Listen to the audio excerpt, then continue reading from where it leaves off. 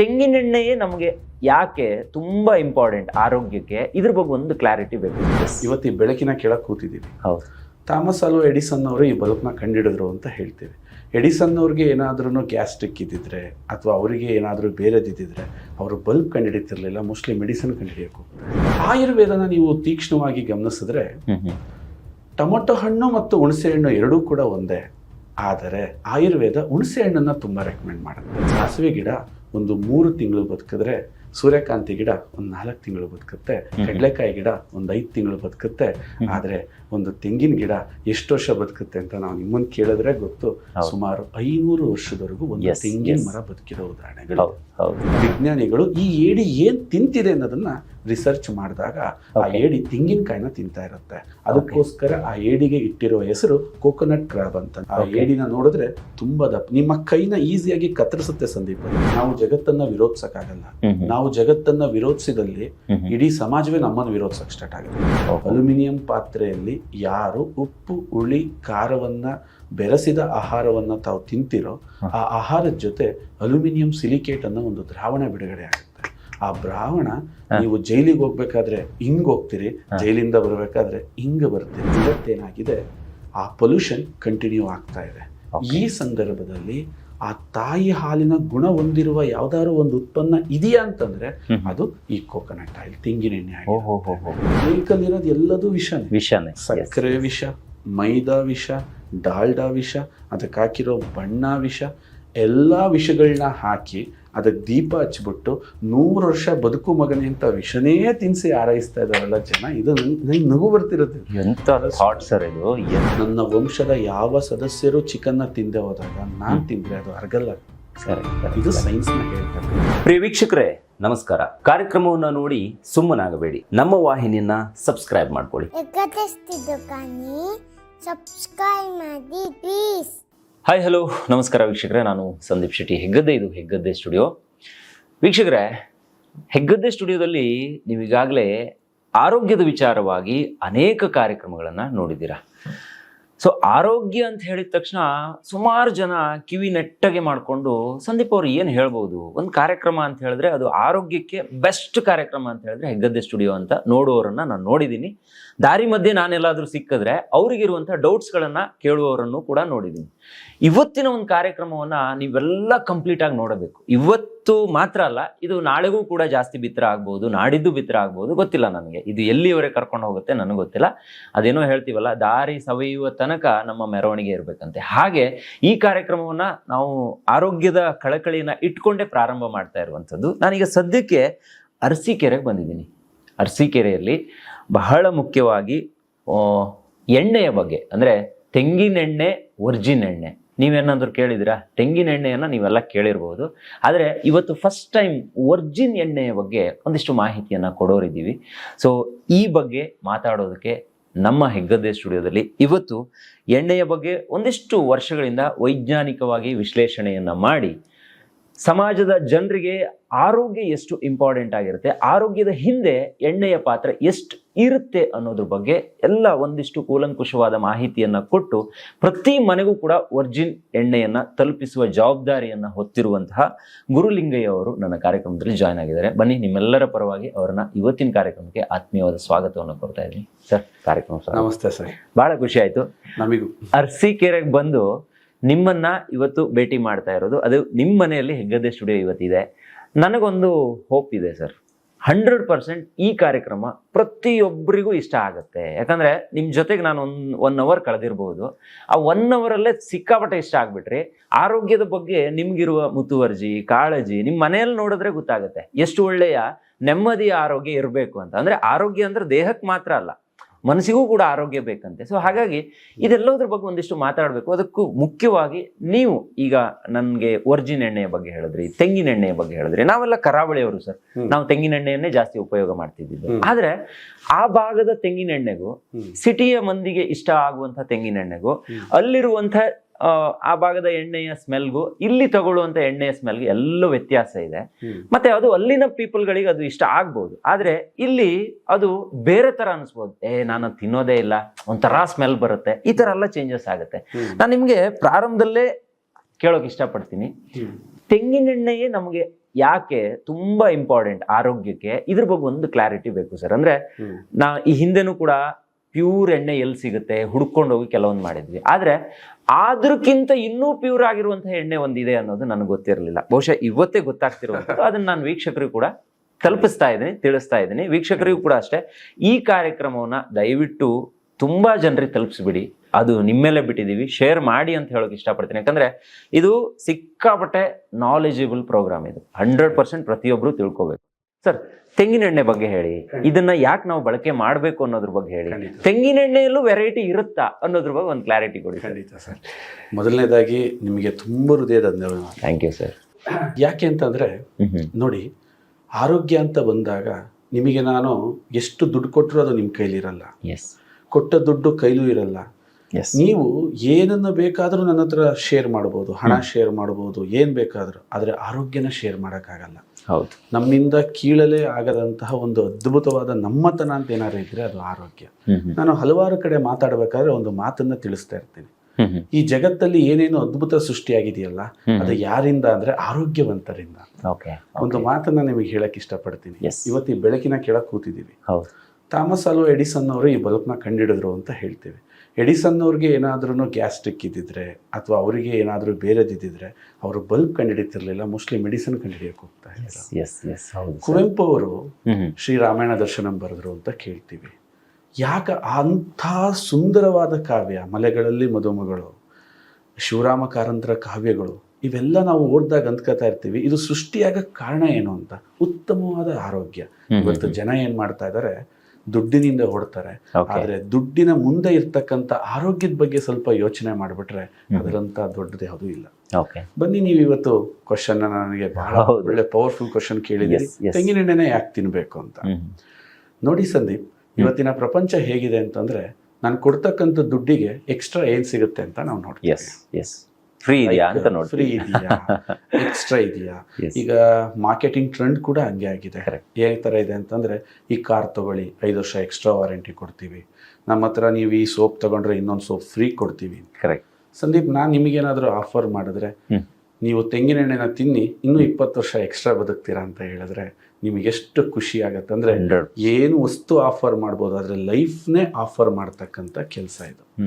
ಆಶ್ಚರ್ಯ ಆಗತ್ತೆ. ಈಗ ನನ್ನ ಪ್ರತಿ ಮಾತಿಗೆ ನಾನು ವೈಜ್ಞಾನಿಕ ವಿಶ್ಲೇಷಣೆಯನ್ನ ಕೊಡ್ತಾ ಹೋಗ್ತೀನಿ. ನೋಡಿ ಸಂದೀಪ್, ನಿಮ್ಮಲ್ಲಿ ಜೀನ್ಸ್ ಇದೆ, ಹೌದು, ಅದೇ ತರ ಪ್ರತಿಯೊಂದು ಗಿಡದಲ್ಲೂ ಕೂಡ ಒಂದು ಜೀನ್ಸ್ ಇರುತ್ತೆ. ಆ ಗಿಡದಲ್ಲಿ ಇರ್ತಕ್ಕಂತಹ ಜೀನ್ಸ್ ಏನಿರುತ್ತೆ ಅದು ಮನುಷ್ಯನ ಮೇಲೆ ಪ್ರಭಾವ ಬೀರ್ತಕ್ಕಂಥ ಸಾಧ್ಯತೆಗಳು ಜಾಸ್ತಿ ಇರುತ್ತೆ. ಆಯುರ್ವೇದನ ನೀವು ತೀಕ್ಷ್ಣವಾಗಿ ಗಮನಿಸಿದ್ರೆ ಟೊಮೊಟೊ ಹಣ್ಣು ಮತ್ತು ಹುಣಸೆ ಹಣ್ಣು ಎರಡೂ ಕೂಡ ಒಂದೇ, ಆದರೆ ಆಯುರ್ವೇದ ಹುಣಸೆ ಹಣ್ಣನ್ನ ತುಂಬಾ ರೆಕಮೆಂಡ್ ಮಾಡುತ್ತೆ. ಯಾಕೆ ಅಂತ ನೋಡಿದ್ರೆ ಎರಡು ಹುಳಿನೇ, ಎರಡರಿಂದನೂ ಸಾಂಬಾರ್ ಆಗುತ್ತೆ, ಎರಡರಿಂದನೂ ಚಿತ್ರಾನ್ನ ಆಗುತ್ತೆ. ಆದ್ರೆ ಹುಣಸೆ ಹಣ್ಣು ಯಾಕೆ ಅಂತಂದ್ರೆ, ಟೊಮೊಟೊ ಹಣ್ಣು ಕೇವಲ 3 ರಿಂದ 4 ತಿಂಗಳು ಬದುಕ್ತಕ್ಕಂತಹ ಗಿಡ. ಟೊಮೊಟೊ ಗಿಡಕ್ಕೆ ಈಸಿಯಾಗಿ ರೋಗಗಳು ಬರುತ್ತೆ. ಬಿಸಿಲನ್ನ ಅತಿಯಾಗಿ ಸಹಿಸೋ ಶಕ್ತಿ ಇಲ್ಲ, ಮಳೆಯನ್ನ ಅತಿಯಾಗಿ ಸಹಿಸೋ ಶಕ್ತಿ ಇಲ್ಲ. ಯಾವ್ದಾದ್ರೂ ಒಬ್ಬ ಮನುಷ್ಯ ಹೋದ್ರೆ ಒಂದು ಟೊಮೊಟೊ ಗಿಡನ ಹೀಗೆ ಕಿತ್ತು ತೆಗಿಬಹುದು. ಆದರೆ ಒಂದು ಹುಣಸೆ ಮರದ ಆಯಸ್ಸನ್ನ ನೋಡಿದ್ರೆ 1000 ವರ್ಷ ಬದುಕುತ್ತೆ. ಹುಣಸೆ ಮರನ ಯಾರು ಈಸಿಯಾಗಿ ಕೀಳಕ್ಕಾಗಲ್ಲ.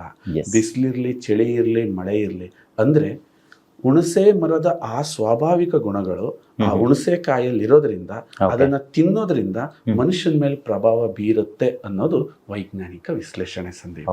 ಈಗ ಬನ್ನಿ, ಎಣ್ಣೆಗಳ ಬಗ್ಗೆ ನಾನು ಸೂರ್ಯಕಾಂತಿ ಎಣ್ಣೆ ಕೆಟ್ಟದ್ದು, ಕಡಲೆಕಾಯಿ ಎಣ್ಣೆ ಕೆಟ್ಟದ್ದು ಅಂತ ಖಂಡಿತ ನಾನು ತಿಳ್ಸಕ್ ಇಷ್ಟಪಡಲ್ಲ. ಯಾಕೆಂದ್ರೆ ಪ್ರತಿಯೊಂದು ಬೆಳೆ ಬೆಳೀತಕ್ಕಂಥ ಬೆಳೆಗಾರರಿದ್ದಾರೆ. ಆದ್ರೆ ಸಾಸಿವೆ ಗಿಡ ಒಂದು 3 ತಿಂಗಳು ಬದುಕಿದ್ರೆ, ಸೂರ್ಯಕಾಂತಿ ಗಿಡ ಒಂದು 4 ತಿಂಗಳು ಬದುಕುತ್ತೆ, ಕಡಲೆಕಾಯಿ ಗಿಡ ಒಂದು 5 ತಿಂಗಳು ಬದುಕುತ್ತೆ. ಆದ್ರೆ ಒಂದು ತೆಂಗಿನ ಗಿಡ ಎಷ್ಟು ವರ್ಷ ಬದುಕುತ್ತೆ ಅಂತ ನಾವು ನಿಮ್ಮನ್ನ ಕೇಳಿದ್ರೆ ಗೊತ್ತು. ಸುಮಾರು 500 ವರ್ಷದವರೆಗೂ ಒಂದು ತೆಂಗಿನ ಮರ ಬದುಕಿರೋ ಉದಾಹರಣೆಗಳು. ಸೊ ತೆಂಗಿನ ಮರದಿಂದ ಇದನ್ನ ತಿನ್ನೋದ್ರಿಂದ ನನ್ನ ಆಯಸ್ಸು ವೃದ್ಧಿ ಆಗುತ್ತೆ ಅನ್ನೋದಕ್ಕೆ ಒಂದು ಜೀವಿ ನಮಗೆ ಬಹಳ ಮಾರ್ಗದರ್ಶನ ಕೊಡುತ್ತೆ. ಇವತ್ತು ವೀಕ್ಷಕರು ಎಲ್ಲರ ಕೈಲೂ ಫೋನ್ ಇರುತ್ತೆ, ಸೊ ಅವ್ರು ಈಸಿಯಾಗಿ ಇದನ್ನ ಸರ್ಚ್ ಮಾಡಿ ಕೂಡ ನೋಡ್ಬೋದು. ನಿಮಗೆ ಏಡಿಗಳು ಗೊತ್ತಿರ್ಬೋದು, ಕರಾವಳಿ ಭಾಗದವರಿಗೆ ಏಡಿ ಒಂದು 100% ಗೊತ್ತಿರುತ್ತೆ. ಎಸ್, ಅದು ಈಗ ಮಳೆಗಾಲ ಬೇರೆ, ಫಸ್ಟ್ ಮಳೆ ಬಂದ್ರೆ ಏಡಿಗಳು ಜಾಸ್ತಿ ಸಿಗ್ತವೆ. ಏಡಿ 2 ತರ ಇರುತ್ತೆ. ನಮ್ಮಲ್ಲಿ ಗದ್ದೆಗಳಲ್ಲೂ ಕೂಡ ಏಡಿಗಳು ನಮ್ಮ ಕಡೆ ಬರುತ್ತೆ. ಅದರ ದೇಹದ ತೂಕ ಒಂದು 25 ರಿಂದ 30 ಗ್ರಾಮ್ ತೂಕ ಇರುತ್ತೆ. ಸೀಸನ್ ಅಲ್ಲಿ ಒಂದು 2-3 ತಿಂಗಳು ಅಷ್ಟೇ ಅದರ ಲೈಫ್ ಸೈಕಲ್, ಅದು ಮುಗಿದು ಹೋಗುತ್ತೆ. ನಿಮ್ಮಲ್ಲಿ ಸಮುದ್ರ ಏಡಿಗಳು ಅಂತ ಬರ್ತವೆ. ಹೌದು. ಅವು ಸುಮಾರು 1 kg ತೂಗ್ತವೆ. ಹ್ಮ್. ಹತ್ತತ್ರ ಅದರ ದೇಹದ ತೂಕದ ಮೇಲೆ ಅದು 1-2 ವರ್ಷ ಬದುಕುತ್ತೆ. ಪೆಸಿಫಿಕ್ ಕಂಟ್ರಿನಲ್ಲಿ ಒಂದು ಜಾತಿಯ ಏಡಿಗಳು ಕಂಡು ಬರ್ತವೆ. ಆ ಏಡಿಗಳು ತೂಕದಲ್ಲಿ ಒಂದೊಂದು 30 kg ವರೆಗೂ ತೂಗ್ತಿರ್ತವೆ. ಅದರ ಜೀವನ ಸೈಕಲ್ ಅಂತ ಏನ್ ಕರಿತೀವಿ, ಲೈಫ್ ಸೈಕಲ್ ಅಂತ ಏನ್ ಕರಿತೀವಿ, 50 ವರ್ಷದವರೆಗೂ ಬದುಕ್ತಿರುತ್ತೆ ಸಂದೀಪ್. ವಿಜ್ಞಾನಿಗಳಿಗೆ ಆಶ್ಚರ್ಯ ಆಗುತ್ತೆ, ಇದರ ಜಾತಿಯ ಎಲ್ಲಾ ಏಡಿಗಳು ಇಷ್ಟು ಜಲ್ದಿ ತಮ್ಮ ಲೈಫ್ ಅನ್ನ ಮುಗಿಸಿದ್ರೆ ಇದು ಒಂದು ಜಾತಿಯ ಏಡಿ ಯಾಕೆ ಇಷ್ಟು ದಿನ ಬದುಕುತ್ತೆ ಅಂತ ಅಂದಾಗ ವಿಜ್ಞಾನದಲ್ಲಿ ವೆರಿ ಸಿಂಪಲ್. ನೀವು ಯಾವ್ದು ಚೆನ್ನಾಗಿ ಪರ್ಫಾರ್ಮೆನ್ಸ್ ಮಾಡುತ್ತೋ ಅದ್ರ ಇನ್ಪುಟ್ನ ಚೆಕ್ ಮಾಡ್ತೀವಿ. ನೀವು ಎಷ್ಟು ರ್ಯಾಂಕ್ ಕೊಡೋದ್ರಿ ಅಂದ್ರೆ ಯಾವ ಸ್ಕೂಲ್ ಅಂತ ಚೆಕ್ ಮಾಡ್ತೀವಿ. ಈ ಮೊಬೈಲ್ ತುಂಬಾ ಚೆನ್ನಾಗಿ ಚಾರ್ಜ್ ಆಗುತ್ತೆ, ಯಾವ ಕರೆಂಟ್. ಬೈಕ್ ಚೆನ್ನಾಗಿ ಮೈಲೇಜ್ ಬರುತ್ತೆ ಅಂದ್ರೆ ಯಾವ ಪೆಟ್ರೋಲ್. ಸಿಂಪಲ್. ಅದೇ ತರ ವಿಜ್ಞಾನದಲ್ಲಿ ವಿಜ್ಞಾನಿಗಳು ಈ ಏಡಿ ಏನ್ ತಿಂತಿದೆ ಅನ್ನೋದನ್ನ ರಿಸರ್ಚ್ ಮಾಡಿದಾಗ ಆ ಏಡಿ ತೆಂಗಿನಕಾಯಿನ ತಿಂತಾ ಇರುತ್ತೆ. ಅದಕ್ಕೋಸ್ಕರ ಆ ಏಡಿಗೆ ಇಟ್ಟಿರೋ ಹೆಸರು ಕೋಕೋನಟ್ ಕ್ರಾಬ್ ಅಂತ. ನೀವು ಗೂಗಲ್ ಮಾಡಿ ನೋಡಿ, ಆ ಏಡಿನ ನೋಡಿದ್ರೆ ತುಂಬಾ ದಪ್ಪ, ನಿಮ್ಮ ಕೈನ ಈಸಿಯಾಗಿ ಕತ್ತರಿಸುತ್ತೆ ಸಂದೀಪ್. ಅದು ಅಂತ ಸ್ಟ್ರಾಂಗ್ ಕೊಂಡಿಗಳು. ಅದು ಎಂತ ಬುದ್ಧಿವಂತ ಏಡಿ ಅಂದ್ರೆ ತೆಂಗಿನಕಾಯಿನ ತಿನ್ಲಿಕ್ಕೆ ತೆಂಗಿನ ಮರದಿಂದ ಕಾಯಿನ ಕಿತ್ತು ಕೆಳಗಾಕತ್ತೆ. ಅದು ಒಡೆಯ ತನಕ ಮೇಲಿಂದ ಕೆಳಗಾಕಿ ಆ ತೆಂಗಿನಕಾಯಿನ ತಿನ್ನುತ್ತೆ. ಆ ಬುದ್ಧಿವಂತಿಕೆ ಅದೆಲ್ಲದೂ ಕೂಡ ತೆಂಗಿನಕಾಯಿಯಿಂದ ಬಂದಿದೆ ಅನ್ನೋದು ಒಂದು ವಾದ. ಇದರ ಜೊತೆಗೆ ವೈಜ್ಞಾನಿಕ ವಿಶ್ಲೇಷಣೆಗಳನ್ನ ನಾನು ತಿಳಿಸಕ್ಕೆ ಇಷ್ಟಪಡ್ತೀನಿ. ಸೊ ನಮ್ಮ ದೇಶದಲ್ಲಿ ಅತ್ಯಂತ ಹೆಚ್ಚು ದೀರ್ಘಾಯುಷಿಗಳಿರುವ ರಾಜ್ಯ ಯಾವುದು ಅಂತ ನೀವು ಕೇಳಿದ್ರೆ ಅದು ಕೇರಳ. ಯಾಕೆಂದ್ರೆ ಕೇರಳದಲ್ಲಿ ತಿಂತಕ್ಕಂಥದ್ದು ತೆಂಗಿನೆಣ್ಣೆ. ಇಷ್ಟು ವೈಜ್ಞಾನಿಕ ಯಾಕೆ ತೆಂಗಿನೆಣ್ಣೆನ ತಿನ್ಬೇಕು, ಯಾರಿಗೆ ದೀರ್ಘಾಯುಷಿಗಳಾಗಬೇಕು ಅನ್ನೋ ಆಸೆ ಇದೆಯೋ ಅವರು ತೆಂಗಿನೆಣ್ಣೆನ ಖಂಡಿತ ತಿನ್ಬೇಕು ಅಂತ ಹೇಳಿ. ನೋಡಿ, ಯಾಕೆ ತೆಂಗಿನೆಣ್ಣೆ ತಿನ್ಬೇಕು ಅಂತ. ಈಗ ನಾವು ಎಷ್ಟೋ ವರ್ಷಗಳಿಂದ ತೆಂಗಿನೆಣ್ಣೆಯನ್ನು ಯೂಸ್ ಮಾಡ್ತಾ ಇದ್ದೀವಿ. ನಾವು ಎಲ್ಲಿವರೆಗೆ ಮಾರು ಹೋಗಿದೀವಿ ಅಂತ ಹೇಳಿದ್ರೆ, ಈಗ ನಾನೇ ಒಬ್ಬ ಕರಾವಳಿ ಭಾಗದವನಾಗಿ ಅಥವಾ ಒಂದು ಹಳ್ಳಿಯ ಹುಡುಗ ಆಗಿ ನಾವು ಇವತ್ತು ನೋಡ್ತಾ ಇರೋದು ಹೇಗಿದೆ ಅಂತ ಹೇಳಿದ್ರೆ, ತಲೆಗೆ ಹಾಕೋದಕ್ಕೆ ಮಾತ್ರ ಎಣ್ಣೆಯನ್ನ ಯೂಸ್ ಮಾಡ್ತಿದ್ದೀವಿ. ಪುಟ್ಟ ಮಕ್ಕಳು ಹುಟ್ಟಿದಾಗ ಮೈಗೆ ಹಚ್ಚೋದಕ್ಕೆ ಮಾತ್ರ ಎಣ್ಣೆಯನ್ನ ಯೂಸ್ ಮಾಡ್ತಿದ್ದೀವಿ. ನಮ್ಮ ಅಡುಗೆ ಮನೆಯಲ್ಲಿರ್ಬೇಕಾಗಿರುವಂತಹ ಎಣ್ಣೆ ಇವತ್ತು ಎಲ್ಲೋ ಒಂದು ತಲೆಯ ಕೂದಲು ಚೆನ್ನಾಗಿರುತ್ತೆ ಅನ್ನೋ ಪರ್ಪಸ್ ಅಲ್ಲಿ ಮಾತ್ರ ಇದೆ ಬಿಟ್ರೆ, ಅಡುಗೆ ಮನೆಯಲ್ಲಿರುವಂತ ಆಯಿಲ್ಗಳೆಲ್ಲ ದೊಡ್ಡ ದೊಡ್ಡ ಕಂಪನಿಗಳ ಒಂದು ರೆಕಮೆಂಡ್, ನಾವೆಲ್ಲ ಅಡ್ವರ್ಟೈಸ್ಮೆಂಟ್ ಅಲ್ಲಿ ನೋಡ್ತೀವಲ್ಲ ಅಂತಹ ಎಣ್ಣೆಗಳಿವೆ. ಸೊ ಇದು ರಾಂಗ್ ಅನ್ನೋದು ಈಗ ನೀವು ಹೇಳಿದ ಮೇಲೆ ತೆಂಗಿನೆಣ್ಣೆಗೆ ಎಷ್ಟು ಪ್ರಾಮುಖ್ಯತೆ ಇದೆ ಅನ್ನೋದು ಇವತ್ತು ನನಗೆ ಗೊತ್ತಾಗ್ತಾ ಇದೆ ಸರ್. ಇನ್ನೊಂದು ಪ್ರಶ್ನೆ ಕೇಳಲೇಬೇಕು. ಈಗ ನಮ್ಮೆಲ್ಲರಿಗೂ ಕೂಡ ಇವತ್ತು ಚಾಲೆಂಜಿಂಗ್ ಆಗ್ತಾ ಇರೋದು ರೋಗ ನಿರೋಧಕ ಶಕ್ತಿ. ಅಂದ್ರೆ ನಮ್ಮಲ್ಲಿ ತುಂಬಾ ಪೊಲ್ಯೂಷನ್ ಆಗ್ತಾ ಇದೆ. ನಾವು ಯಾವುದನ್ನು ಕೂಡ ನೆಟ್ಟಗಾಗಿ ಇಟ್ಕೊಂಡಿಲ್ಲ ಸರ್, ಎಲ್ಲವನ್ನ ಹಾಳು ಮಾಡ್ಕೊಂಡಿದ್ವಿ. ಪರಿಸರ ಅನ್ನೋದು ಇವತ್ತು ಕ್ಷಣಿಕ ಆಗ್ಬಿಟ್ಟಿದೆ. ನಮ್ಮಲ್ಲಿ ಇಲ್ವೇ ಇಲ್ಲ ಇವತ್ತು ಪರಿಸರ. ಎಲ್ಲ ಕಿತ್ತು ರೋಡ್ಗಳು, ಅಥವಾ ಈಗ ಮೆಟ್ರೋ ಸಿಟಿ ಅಂತ ಬಂದ್ಮೇಲೆ ಬೆಂಗಳೂರು ಅಂತ ಸಿಟಿಲೇ ಎಷ್ಟೊಂದು ಮರಗಳನ್ನ ನಾವು ಕಡ್ದು ಹಾಕ್ಬಿಟ್ವಿ. ಆದ್ರೆ ನಾನು ಎಲ್ಲೋ ಕೇಳಿದ್ದೆ, ತೆಂಗಿನೆಣ್ಣೆಗೆ ರೋಗ ನಿರೋಧಕ ಶಕ್ತಿಯನ್ನ ಉಲ್ಬಣ ಮಾಡುವಂತ ಶಕ್ತಿ ಇದೆ ಅನ್ನೋದು ಗೊತ್ತಿರುವಂತ ಮ್ಯಾಟ್ರು. ಸೊ ಇದು ಹೌದಾ, ನಿಜವಾಗ್ಲೂ ಆ ಪ್ರಮಾಣದಲ್ಲಿ ವರ್ಕ್ ಆಗುತ್ತಾ ತೆಂಗಿನೆಣ್ಣೆ? ಸಂದೀಪ್, ಎಂತ ಅದ್ಭುತ ಪ್ರಶ್ನೆ ಕೇಳಿದ್ರಿ ಅಂತಂದ್ರೆ, ಈ ವಿಚಾರವಾಗಿ ನಾನು ಒಂದು ಕಾಲೇಜಲ್ಲಿ 2.5 ಗಂಟೆ ಲೆಕ್ಚರಿಂಗ್ ಕೊಟ್ಟಿದ್ದೆ ರೋಗ ನಿರೋಧಕ ಶಕ್ತಿಯ ಬಗ್ಗೆ. ಜಾಗೃತಗೊಳಿಸಿದಿರಿ, ಥ್ಯಾಂಕ್ ಯು ಸೋ ಮಚ್. ಅದ್ಭುತವಾದ ಪ್ರಶ್ನೆ ಇದು.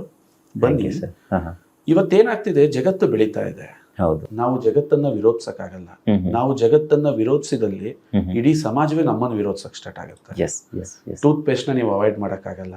ಬೇವಿನ ಕಡ್ಡಿಲಿ ನೀವೇನಾದ್ರೂ ಹಲ್ ತಿಕ್ಕಕ್ ಹೋದ್ರೆ ನಿಮ್ಮ ಮನೆಯವರೇ ನಿಮ್ಮನ್ನ ಆಚೆ ಕಳಿಸೋಂತ ಸಂದರ್ಭ. 100%. ಅದು ಶಿಲಾಯುಗದ ವ್ಯಕ್ತಿನ ಮದುವೆ. ಕೇಳಲಿಕ್ಕೆ ಚಂದ, ಅನುಸರಿಸ್ಲಿಕ್ಕೆ ತುಂಬಾ ಕಷ್ಟ. ನೋಡಿ, ಇವತ್ತು ರೋಗ ನಿರೋಧಕ ಶಕ್ತಿ ಹೇಗೆ ಜನಗಳು ನಿರಾತಂಕವಾಗಿದ್ದಾರೆ ಅಂತಂದ್ರೆ, ಅವ್ರ ದೇಹಕ್ಕೆ ವಿಷಗಳು ಹೇಗೆ ಪ್ರವೇಶ ಆಗ್ತಿದೆ ಅನ್ನೋದೇ ಅವ್ರಿಗೆ ಗೊತ್ತಾಗ್ತಾ ಇದೆ. ನಿಮಗೊಂದು ಇಂಟ್ರೆಸ್ಟಿಂಗ್ ಸ್ಟೋರಿ ಹೇಳ್ತೀನಿ, ಆನಂತರ ಇದಕ್ಕೆ ಖಂಡಿತ ಸರ್. ಫಸ್ಟ್ ಆಫ್ ಆಲ್, ಹಿಂದೆ ಸ್ವತಂತ್ರ ಹೋರಾಟಗಾರರನ್ನ ಜೈಲಿಗೆ ಹಾಕ್ತಾ ಇದ್ರು. ಕ್ರಾಂತಿಕಾರಿಗಳು, ಸಂಗೊಳ್ಳಿ ರಾಯಣ್ಣನವ್ರು ಇರ್ಬೋದು, ಭಗತ್ ಸಿಂಗ್ ಅವ್ರು ಇರ್ಬೋದು. ಬ್ರಿಟಿಷರು ಆ ಟೈಮಲ್ಲಿ ಒಂದು ಆಯುಧನ ಹಾಕೋತಾರೆ. ಯಾಕೆಂದ್ರೆ ಕ್ರಾಂತಿಕಾರಿಗಳನ್ನ ಮಟ್ಟ ಹಾಕ್ಬೇಕು ಅಂದ್ರೆ ಅವ್ರನ್ನ ತಗೊಂಡೋಗಿ ಅವ್ರೂರಲ್ಲೇ ಗಲ್ಲಿಗೆ ಏರಿಸ್ಬೇಕು. ಅದನ್ನು ನೋಡಿದಂತಹ ಜನ ಎದುರಿ ಮತ್ತೆ ಯಾರು ಕ್ರಾಂತಿಕಾರಿಗಳು ಬರಲ್ಲ. ಇದು ಬ್ರಿಟಿಷರ ತಂತ್ರ ಆಗಿತ್ತು. ಆದ್ರೆ ಅದು ಫೇಲ್ ಆಯ್ತು. ಯಾಕೆಂದ್ರೆ ಅವ್ರು ಹೋಗಿ ಗಲ್ಲಿಗೆ ಹಾಕ್ದಾಗ ಅದನ್ನ ನೋಡಿದಂತ 100 ಜನ ಕ್ರಾಂತಿಕಾರಿಗಳು ರಕ್ತ ಕುದಿಯಕ್ ಸ್ಟಾರ್ಟ್ ಆಯ್ತು. ಇವನ್ ಯಾಕೆ ಸತ್ತ? ಇವನ್ ಸತ್ತಿದ್ ನಮಿಗೋಸ್ಕರ, ಇನ್ನೂ ಕ್ರಾಂತಿಕಾರಿಗಳು. ಆ ಟೈಮಲ್ಲಿ ಒಬ್ಬ ಬ್ರಿಟಿಷ್ ಅಧಿಕಾರಿ ಒಂದು ಪ್ಲಾನ್ ಮಾಡ್ತಾನೆ. ಇವ್ರನ್ನ ಹೀಗೆ ಸಾಯಿಸಬಾರ್ದು, ಇವರಿಗೆ ಸ್ಲೋ ಪಾಯ್ಸನ್ ಕೊಟ್ಟು ಸಾಯಿಸ್ಬೇಕು ಅಂತ ಒಂದು ಪ್ಲಾನ್ ಆಗುತ್ತೆ. ಆ ಟೈಮಲ್ಲಿ ಇಂಟ್ರೊಡ್ಯೂಸ್ ಆದಂತಹ ಒಂದು ಪಾತ್ರೆ ಅಲ್ಯೂಮಿನಿಯಂ. ಅಲ್ಯೂಮಿನಿಯಂ ಪಾತ್ರೆಯಲ್ಲಿ ಯಾರು ಉಪ್ಪು, ಹುಳಿ, ಖಾರವನ್ನ ಬೆರೆಸಿದ ಆಹಾರವನ್ನು ತಾವು ತಿಂತಿರೋ ಆ ಆಹಾರದ ಜೊತೆ ಅಲ್ಯೂಮಿನಿಯಂ ಸಿಲಿಕೇಟ್ ಅನ್ನೋ ಒಂದು ದ್ರಾವಣ ಬಿಡುಗಡೆ ಆಗುತ್ತೆ. ಆ ದ್ರಾವಣ ನೀವು ಜೈಲಿಗೆ ಹೋಗ್ಬೇಕಾದ್ರೆ ಹಿಂಗ್ ಹೋಗ್ತೀರಿ, ಜೈಲಿಂದ ಬರಬೇಕಾದ್ರೆ ಹಿಂಗ್ ಬರ್ತೀರಿ. ಇದು ಬ್ರಿಟಿಷರು ಅವರನ್ನ ಒಂದು ಕ್ರಾಂತಿಕಾರಿಗಳನ್ನ ತಗ್ಗಿಸ್ಲಿಕ್ಕೆ ಮಾಡಿದಂತಹ ಒಂದು ಉಪಯೋಗ. ಬ್ರಿಟಿಷ್ ರೋಗ ಆಯ್ತು, ಸ್ವತಂತ್ರ ಒಂದು ಎಷ್ಟು ವರ್ಷ ಆಯ್ತು, ಇವತ್ತು ಎಲ್ಲೆಲ್ಲೂ ಅಲ್ಯೂಮಿನಿಯಂ ಪಾತ್ರೆಗಳೇ ಇದಾವೆ. ನಾನು ಇದನ್ನ ತಪ್ಸಿ ಅಂತಲ್ಲ, ತಪ್ಸಕ್ ಆಗಲ್ಲ ಅಂತ ನಾನು ಹೇಳಕ್ಕೆ ಟ್ರೈ ಮಾಡ್ತಾ ಇದ್ದೀನಿ. ಯಾವ್ದಾದ್ರು ಹೋಟೆಲ್ಗೆ ಹೋಗ್ಬಿಟ್ಟು ಸಂದೀಪ್, ನಿಮ್ಮಲ್ಲಿ ಅಲ್ಯೂಮಿನಿಯಂ ಪಾತ್ರೆ ಇಲ್ದೇ ಇರೋ ಅಡುಗೆ ಇದೆಯಾ ಅಂತ ಕೇಳಿದ್ರೆ ನೀವು ದಯವಿಟ್ಟು ನಮ್ಮ ಹೋಟ್ಲಿಗೆ ಬರಬೇಡಿ ಅಂತ ಹೇಳೋ ಮಾತುಗಳು ಜಾಸ್ತಿ. ಮದುವೆಗಳು, ಸಮಾರಂಭಗಳು, ಅಂದ್ರೆ ಎಲ್ಲಾ ಕಡೆಯಿಂದ ವಿಷ ವಿಷ ವಿಷ ವಿಷ ಇವತ್ತು ಮನುಷ್ಯನಿಗೆ ಸೇರ್ತಾ ಇದೆ. ಇದಕ್ಕಿರೋ ಪರಿಹಾರ ಏನು ಸಂದೀಪ್? ನಾವು ಊಟ ಮಾಡ್ದಂಗೆ ಇರಕ್ಕಾಗಲ್ಲ, ನೀರು ಕುಡಿದಂಗೆ ಇರಕ್ಕಾಗಲ್ಲ, ಗಾಳಿ ವಿಷ, ನೀರು ವಿಷ. ಇದಕ್ಕಿರೋದೊಂದೇ ನಮ್ಮಲ್ಲಿ ಭಗವಂತ ಕೊಟ್ಟಿರ್ತಕ್ಕಂಥ ಒಂದು ರೋಗ ನಿರೋಧಕ ಶಕ್ತಿನ ಹೆಚ್ಚಿಸ್ಕೋಬೇಕು. ಈ ರೋಗ ನಿರೋಧಕ ಶಕ್ತಿನ ಹೆಚ್ಚಿಸ್ಕೊಳ್ಳಿಕ್ಕೆ ಭೂಮಿ ಮೇಲೆ ನಮಗೆ ಎರಡೇ ಅವಕಾಶ ಇದೆ. ಮೊದಲನೇ ಅವಕಾಶ, ನಾನು ಮಗುವಾಗಿ ಹುಟ್ಟಿದಾಗ ಅದು ತಾಯಿ ಹಾಲಿನ ಮುಖಾಂತರ ನಾವು ಪಡಿತೀವಿ. ಯಾಕೆ ಅಂತಂದ್ರೆ ಹುಟ್ಟಿದಂತಹ ಮಗುಗೆ ಯಾವುದೇ ಆಹಾರಗಳನ್ನ ಅರಗಿಸಿಕೊಳ್ಳುವ ಶಕ್ತಿ ಇರಲ್ಲ. ಆ ಮಗುಗೆ ಏನ್ ತಿಂದ್ರೂ ಕೂಡ ಆ ಮಗು ಫೇಲ್ ಆಗುತ್ತೆ. ಆ ಸಂದರ್ಭದಲ್ಲಿ ಭಗವಂತ ತಾಯಿಯ ಎದೆ ಹಾಲು ಅಂತ ಕೊಟ್ಟಿದ್ದಾನೆ. ಯಾಕೆಂದ್ರೆ ಆ ತಾಯಿಯ ಎದೆ ಹಾಲನ್ನ ಮಗು ತನ್ನ ಬಾಯಿಯ ಜೊಲ್ಲಿನ ರಸದಲ್ಲಿ ಇಟ್ಕೊಂಡ್ರೆ ಸಾಕು, ಅದು ಕರಗಿ ಮಗುವಿನ ದೇಹಕ್ಕೆ ಶಕ್ತಿಯನ್ನ ಕೊಡುತ್ತೆ. ನೋಡಿ ಎಂತ ಅದ್ಭುತ! ಬಾಯಲ್ಲಿ ಆಹಾರ ಅರಗಿಸುವಂತ ಆಹಾರನೇ ದೇವರು ಮಾಡಿಕೊಟ್ಟಿದ್ದಾನೆ. ಅದನ್ನ ಕುಡಿದು ಕುಡಿದು ಕುಡಿದು ಆ ಮಗು ಈ ಪೊಲ್ಯೂಟೆಡ್ ಪ್ರಪಂಚಕ್ಕೆ ಹೊಂದಿ ಆ ಮಗು ದೊಡ್ಡದಾಗ್ತಾ ಬಂದು ಬೆಳೆಯುತ್ತೆ. ತಾಯಿಯ ಹಾಲು ಕೇವಲ ಇಂದಿನ ದಿನಗಳಲ್ಲಿ 1 ವರ್ಷ, 2 ವರ್ಷ, ಕೆಲವರು 3 ವರ್ಷದ ತನಕ ಕುಡಿತಿದ್ದವರು ಇದ್ದಾರೆ. ಸಾಕಾಗಿತ್ತು ಸಂದೀಪ್, ಯಾಕೆಂದ್ರೆ ಪ್ರಪಂಚ ಪೊಲ್ಯೂಷನ್ ಆಗಿರ್ಲಿಲ್ಲ. ಇವತ್ತೇನಾಗಿದೆ, ಆ ಪೊಲ್ಯೂಷನ್ ಕಂಟಿನ್ಯೂ ಆಗ್ತಾ ಇದೆ. ಈ ಸಂದರ್ಭದಲ್ಲಿ ಆ ತಾಯಿ ಹಾಲಿನ ಗುಣ ಹೊಂದಿರುವ ಯಾವ್ದಾದ್ರು ಒಂದು ಉತ್ಪನ್ನ ಇದೆಯಾ ಅಂತಂದ್ರೆ ಅದು ಈ ಕೋಕೋನಟ್ ಆಯಿಲ್, ತೆಂಗಿನೆಣ್ಣೆ ಆಗಿದೆ. ಯಾಕೆಂದ್ರೆ ಇದರಲ್ಲಿ 53% ಸೋಡಿಯಂ ಮಾನೋಲಾರಿಕ್ ಆಸಿಡ್ ಇದೆ ಸಂದೀಪ್. ಅಂದ್ರೆ ಇದು 1 ಲೀಟರ್ನ ದಯವಿಟ್ಟು ನೀವು ಆ ಎಣ್ಣೆ ಹೋಲ್ಸಕ್ ಹೋಗ್ಬೇಡಿ. ಇದರಲ್ಲಿ 530 ಗ್ರಾಮ್ ಸೋಡಿಯಂ ಮಾನೋಲಾರಿಕ್ ಆಸಿಡ್ ಇದೆ. ಅಂದ್ರೆ ಅರ್ಥ ಮಾಡಿ, 1 ಲೀಟರ್ ಎಣ್ಣೆ ನಿಮ್ಮ ದೇಹನ ಪ್ರವೇಶಿಸ್ತು ಅಂತಂದ್ರೆ ಇನ್ನೆಷ್ಟು ಮಟ್ಟದ ರೋಗ ನಿರೋಧಕ ಶಕ್ತಿಯನ್ನ ಜಾಸ್ತಿ ಮಾಡುತ್ತೆ. ಇದಕ್ಕೆ ಇನ್ನೊಂದು ಇಂಟ್ರೆಸ್ಟಿಂಗ್ ಸಬ್ಜೆಕ್ಟ್ ನಾನು ಹೇಳ್ತೀನಿ ಸಂದೀಪ್, ಇದನ್ನ ನಮ್ಮ ವೀಕ್ಷಕರು ದಯವಿಟ್ಟು ಗಮನಿಸಬೇಕು. ಸಂದೀಪ್, ಇವತ್ತು ಮಾರ್ಕೆಟ್ ಅಲ್ಲಿ ತುಂಬಾ ಮೆಡಿಸಿನ್ಸ್ ಬಂದಿದೆ. ನಾನು ಯಾವ ಮೆಡಿಸಿನ್ಸ್ನೂ ವಿರೋಧಿಸಲ್ಲ, ಆದ್ರೆ ನಾನು ವೈಜ್ಞಾನಿಕವಾಗಿ ಕೆಲವು ಪ್ರಶ್ನೆಗಳು ಕೇಳ್ತೀನಿ, ಆ ಪ್ರಶ್ನೆಗೆ ಉತ್ತರ ಕೊಡಿ ಅಂತ ಹೇಳ್ತೀನಿ. ನಿಮ್ ಕಾರ್ಯಕ್ರಮನ ಸುಮಾರು ಜನ ಡಾಕ್ಟರ್ಸ್ ಕೂಡ ನೋಡ್ತಿರ್ಬೋದು. ನಾನು ತುಂಬಾ ಖುಷಿ ಪಡ್ತೀನಿ. ಯಾಕೆಂದ್ರೆ ವೈದ್ಯರಲ್ಲೂ ಕೂಡ ಇವತ್ತು ಎಷ್ಟು ಪ್ರಜ್ಞಾವಂತ ವೈದ್ಯರು ಬರ್ತಾ ಇದ್ದಾರೆ ಅಂತಂದ್ರೆ I am really proud of. ಅಂದ್ರೆ ಎಲ್ಲಿ ಈ ಅಂಧಕಾರ ಸಂಭವಿಸುತ್ತೋ ಅಲ್ಲಿ ಶ್ರೀಕೃಷ್ಣ ನಾನೇ ಮತ್ತೆ ವಾಪಸ್ ಹುಟ್ಟು ಬರ್ತೀನಿ ಅಂತ ಹೇಳ್ತಾರೋ, ಹಂಗೆ ಇವತ್ತು ಎಷ್ಟೋ ಜನ ಡಾಕ್ಟರ್ ಸ್ವಯಂ ಪ್ರೇರಿತವಾಗಿ ಇದನ್ನ ಟೀಚ್ ಮಾಡ್ತಾ ಇದ್ದಾರೆ. It's really proud moment. ಈ ಮೂಮೆಂಟ್ ನ ನಾನು ಪ್ರೌಡ್ ಮೂಮೆಂಟ್ ಅಂತ ಹೇಳಕ್ ಇಷ್ಟಪಡ್ತೀನಿ. ಇದೇ 20 ವರ್ಷದಿಂದ ಡಾಕ್ಟರ್ಗಳಿಗೆ ಮಾತಾಡ್ತಾ ಇರ್ಲಿಲ್ಲ. ಸಂದೀಪ್, ಯಾವುದೇ ಆಹಾರ ನಿಮ್ಮ ದೇಹದಲ್ಲಿ ಅರಗಬೇಕು ಅಂತಂದ್ರೆ ಅದು ನಿಮ್ಮ ಜೆನೆಟಿಕಲಿ ಡಿಸೈಡ್ ಆಗಿರುತ್ತೆ. ಫಸ್ಟ್ ಅರ್ಥ ಮಾಡ್ಕೊಳ್ಳಿ. ಅರ್ಥ ಆಗಂಗೆ ಹೇಳ್ತೀನಿ, ವೀಕ್ಷಕರು ಕನ್ಫ್ಯೂಸ್ ಆಗ್ಬಾರ್ದು. ಜೆನೆಟಿಕಲಿ ಅಂದ್ರೆ ಏನು ನೋಡಿ ಸಂದೀಪ್, ನಾನು ನಿಮಗೊಂದು ಕಡೆ ಕೇಕ್ ಇಡ್ತೀನಿ, ಇನ್ನೊಂದು ಕಡೆ ಒಂದು ನಿಮ್ಮ ಕರಾವಳಿಯ ಭಾಗದ ಒಂದು ಸ್ವೀಟ್ ಗೋಧಿ ಪಾಯಸ ಏನೋ ನಮ್ಮ ಪೂರ್ತಿ ಆಕರ್ಷಣೆ ಕೇಕ್ ಕಡೆ ಹೋಗುತ್ತೆ. ಯಾಕೆ? ನೋಡ್ಲಿಕ್ಕೆ ಚೆನ್ನಾಗಿದೆ, ಕ್ರೀಮಿ ಆಗಿದೆ, ಟೇಸ್ಟಿ ಆಗಿದೆ. ತಗೊಂಡು ಕೇಕ್ನ ಬಾಯಿಗೆ ಇಡ್ತೀರಾ, ಇಟ್ಟ 10 ನಿಮಿಷದಲ್ಲೇ ನಿಮ್ಮ ಹೊಟ್ಟೆ ನುಲಿಯಕ್ಕೆ ಸ್ಟಾರ್ಟ್ ಆಗುತ್ತೆ. ಇನ್ನ ಅರ್ಧ ಗಂಟೆ ಬಿಟ್ಟು ಇನ್ನೊಂದು ಪೀಸ್ ಕೇಕ್ನ ನಿಮಗೆ ರೆಕಮೆಂಡ್ ಮಾಡಿದ್ರೆ ನೀವು ಅದನ್ನು ತಿನ್ನಲ್ಲ. ಅಕಸ್ಮಾತ್ ತಿಂದ್ರೂ ಕೂಡ ನಿಮಗದು ಹೆರಿಟೇಟ್ ಆಗುತ್ತೆ. ಇನ್ನೊಂದು ಗಂಟೆ ಬಿಟ್ಟು ಇನ್ನೊಂದು ಪೀಸ್ ಕೇಕ್ನ ಕೊಟ್ರಿ ಅಂತಂದ್ರೆ ನೀವು ವಾಮಿಟ್ನೇ ಮಾಡ್ತೀರಾ. ಅಬ್ಸರ್ವ್ ಮಾಡಿ. ಇದು ಪಿಜ್ಜಾ ಆಗಿರ್ಬೋದು, ಬರ್ಗರ್ ಆಗಿರ್ಬೋದು, ಇವತ್ತಿನ ಆಧುನಿಕ ಪ್ರತಿಯೊಂದು ಫುಡ್ಗಳನ್ನು ನಮ್ಮ ದೇಹ ಒಂದ್ಸರಿ ಆಸೆಲ್ ತಿಂತೀರಿ, ಮತ್ತೆ ರಿಪೀಟ್ ತಿನ್ನಕ್ಕಾಗಲ್ಲ. ಅದೇ ಗೋಧಿ ಪಾಯಸನ ತಿನ್ನಿ, ನಿಮ್ಗೇನೂ ಆಗಲ್ಲ. ಅದೇ ಅನ್ನ ಸಾರನ್ನ ನೀವು 3 ಹೊತ್ತು ತಿಂತೀರಾ, ಏನೂ ಆಗಲ್ಲ. ಯಾಕೆ ಗೊತ್ತಾ ಸಂದೀಪ್? ನಿಮ್ಮ ಯಾವ ಆಹಾರವನ್ನು ತಿಂದರೆ ಆ ಆಹಾರ ಅರಗಲಿಕ್ಕೆ ಅದಕ್ಕೆ ಬೇಕಾದಂಥ ಡೈಜೆಸ್ಟಿವ್ ಜ್ಯೂಸ್ನ ಜನರೇಟ್ ಮಾಡೋದು ನಿಮ್ಮ ಲಿವರ್. ಅದು ನಿಮ್ಮ ಜೆನೆಟಿಕಲಿ ಬಂದಿರುತ್ತೆ. ಆ ನಿಮ್ಮ ಜೆನೆಟಿಕಲಿ ಇಲ್ಲದೆ ಇರೋ ಆಹಾರನ ನೀವು ತಿಂದಾಗ ಆ ಆಹಾರಕ್ಕೆ ಯಾವುದೇ ಜ್ಯೂಸ್ನ ಉತ್ಪತ್ತಿ ಮಾಡದಲ್ಲೇ ನಿಮ್ಮ ಲಿವರ್ ಕನ್ಫ್ಯೂಸ್ ಆಗುತ್ತೆ. ಇದನ್ನ ಜನ ಅರ್ಥ ಮಾಡ್ಕೋಬೇಕು. ನನಗೆ ನಗು ಬರ್ತಿರುತ್ತೆ ಸಂದೀಪ್. ಇವತ್ತೆಷ್ಟು ಸೆಲೆಬ್ರೇಷನ್ಗಳಾಗ್ತಾ ಇದ್ದಾವೆ, ವಿಚಿತ್ರ ಕೇಕ್ಗಳು. ನನಗೆ ಆಶ್ಚರ್ಯ ಆಗ್ತಿರುತ್ತೆ, 3 ವಿಷ, ಅದರ ಕೇಕಲ್ಲಿರೋದು ಎಲ್ಲದೂ ವಿಷನೇ. ವಿಷನೇ. ಸಕ್ಕರೆ ವಿಷ, ಮೈದಾ ವಿಷ, ಡಾಲ್ಡಾ ವಿಷ, ಅದಕ್ಕೆ ಹಾಕಿರೋ ಬಣ್ಣ ವಿಷ, ಎಲ್ಲ ವಿಷಗಳನ್ನ ಹಾಕಿ ಅದಕ್ಕೆ ದೀಪ ಹಚ್ಬಿಟ್ಟು 100 ವರ್ಷ ಬದುಕು ಮಗನೇ ಅಂತ ವಿಷನೇ ತಿನ್ಸಿ ಆರೈಸ್ತಾ ಇದಾರಲ್ಲ ಜನ. ಇದು ನನಗೆ ನಗು ಬರ್ತಿರುತ್ತೆ. ಎಂತ ಥಾಟ್ ಸರ್ ಇದು. ಫಸ್ಟ್ ಆಫ್ ಆಲ್ ನಾನು ಕೇಕ್ ತಿನ್ನಲ್ಲ, ಓಕೆ ನನಗೆ ಯಾರು ಕೇಕ್ ತಿನ್ಸಕ್ ಆಗಲ್ಲ. ಓಕೆ ನನ್ ಬರ್ಡೇ ಸಿಂಪಲ್ ಆಗಿ ಮಾಡಿ, ಯಾಕೆಂತಂದ್ರೆ ಜನ್ಮದಿನ ಅಂತ ನಗು ಬರುತ್ತೆ ನನಗೆ.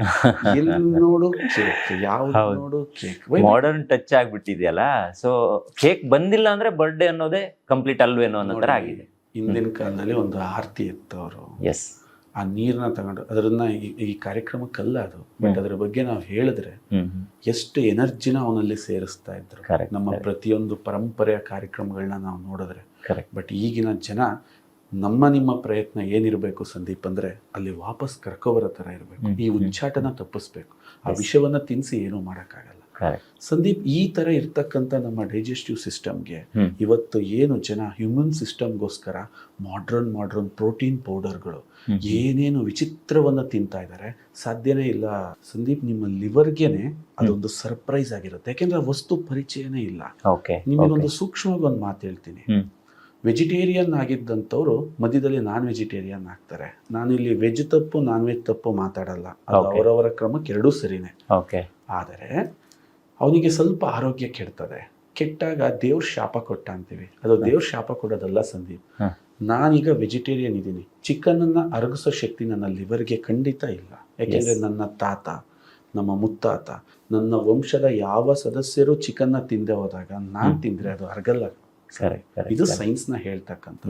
ಹಾಗಾಗಿ ಅಮೆರಿಕಾದ ಫುಡ್ ಇಂಡಿಯಾದವ್ರಿಗೆ ಅಡ್ಜಸ್ಟ್ ಆಗಲ್ಲ, ಇಂಡಿಯಾದ ಫುಡ್ ಅಮೆರಿಕಾದವ್ರಿಗೆ ಅಡ್ಜಸ್ಟ್ ಆಗಲ್ಲ. ಇಂಥ ಸಿಚುವೇಶನ್ ಅಲ್ಲಿ ಹುಚ್ಚು ಮೆಡಿಸನ್ಗಳನ್ನ ಜನ ತಿಂತಾ ಇದಾರಲ್ಲ, ತಿಂದು 1 ವರ್ಷಕ್ಕೆ ಸುಸ್ತಾಗ್ತಾರೆ. ನೀವು ಕೇಳಿರ್ಬೋದು, ಫೀಲ್ಡ್ ಅಲ್ಲಿ ನಾನಾ ತರದ ಪ್ರಯತ್ನ ಪಡ್ತಾರೆ. ಇದರೊಳಗೆಲ್ಲ ತೆಂಗಿನೆಣ್ಣೆ ಹೆಂಗ್ ಉತ್ತರ ಆಗುತ್ತೆ ಅಂದ್ರೆ ಸಂದೀಪ್, ಇದರಲ್ಲಿ ಸೋಡಿಯಂ ಮಾನೋಲಾರಿಕ್ ಆಸಿಡ್ ಅನ್ನೋ ಒಂದು ಅಂಶ ಇದೆ. ನಿಮ್ಮಲ್ಲಿ ಒಂದು ಅಮೃತ ನೀವು ಸೃಷ್ಟಿ ಮಾಡ್ತಾ ಇದ್ದೀರಾ, ಅದೇ ನಿಮ್ಮ ಸಲೈವ, ನಮ್ಮ ಬಾಯಲ್ಲಿ ಜೊಲ್ಲು, ಅದು ಅಮೃತಕ್ಕೆ ಸಮಾನ. ನಿಮ್ಮ ದೇಹದ ಪ್ರತಿಯೊಂದು ಪ್ರಾಬ್ಲಮ್, ಈಗ ಸಂದೀಪ್ ನಾನು ನಿಮ್ಮ ಕಾಲ್ನ ಚಿವುಡ್ತೇನೆ, ಬಾಯಲ್ಲೇ ಹೇಳ್ತಿರಲ್ವಾ ಕಾಲ್ ನೋಯ್ತಿದೆ. ನಿಮ್ಮ ಕೈಯನ್ನ ಚಿವುಡ್ತೇನೆ, ಬಾಯಲ್ಲೇ ಹೇಳ್ತಿರಲ್ವಾ ನಂದು. ನಿಮ್ಮ ತಲೆಯನ್ನ ಕೀಳ್ತೇನೆ, ನೀವು ಬಾಯಲ್ಲೇ ಹೇಳ್ತಿರಲ್ವಾ. ನಿಮ್ಮ ಬೆನ್ನಿಗೆ ನೋವು ಆಗ್ತದೆ, ಬಾಯಲ್ಲೇ ಹೇಳ್ತಿರಲ್ವಾ. ನಿಮ್ಮ ಬಾಯಿ ಹೇಗೆ ಕಮ್ಯುನಿಕೇಟರೋ ಅದೇ ತರ ನಿಮ್ಮ ಬಾಯಲ್ಲಿರುವ ಜೊಲ್ಲು ಕೂಡ ನಿಮ್ಮ ದೇಹದ ಪ್ರತಿಯೊಂದು ನೋವಿನ ಕಮ್ಯುನಿಕೇಟರ್. ಈ ಅಮೃತವನ್ನ ಯಾವಾಗ ನೀವು ಬಾಯಲ್ಲಿ ಹಾಕ್ತೀರಾ, ಅದನ್ನ 10 ನಿಮಿಷ ಇಡ್ತೀರಿ. ಜಸ್ಟ್ ಒಂದು 10 ಸೆಕೆಂಡ್ ಅಥವಾ 1 ನಿಮಿಷ ನೀವು ಅದನ್ನ ಬಾಯಲ್ಲಿ ಇಡಬೇಕು.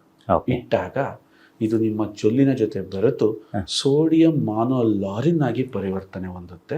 ಅದು ಮನುಷ್ಯನ ದೇಹದಲ್ಲಿ ರೋಗ ನಿರೋಧಕ ಶಕ್ತಿ ಕಟ್ಟುವ ಇಟ್ಟಿಗೆ. ಇಷ್ಟ ಅರ್ಥ ಮಾಡ್ಕೊಳ್ಳಿ. ಇದು 10 ನಿಮಿಷದಲ್ಲಿ ನಿಮ್ಮ ದೇಹದ ಎಲ್ಲಾ ಭಾಗಕ್ಕೆ ಸ್ಪ್ರೆಡ್ ಆಗುತ್ತೆ. ಇದು ಕರಳಿಗೆ ಹೋಗುವ, ಅಲ್ಲಿ ಡೈಜೆಷನ್ ಆಗಿ ನಿಮ್ಮ ದೇಹಕ್ಕೆ ತಲುಪುವ ಯಾವುದೇ ಅವಶ್ಯಕತೆ ಇಲ್ಲಿ ಬೀಳೋದಿಲ್ಲ.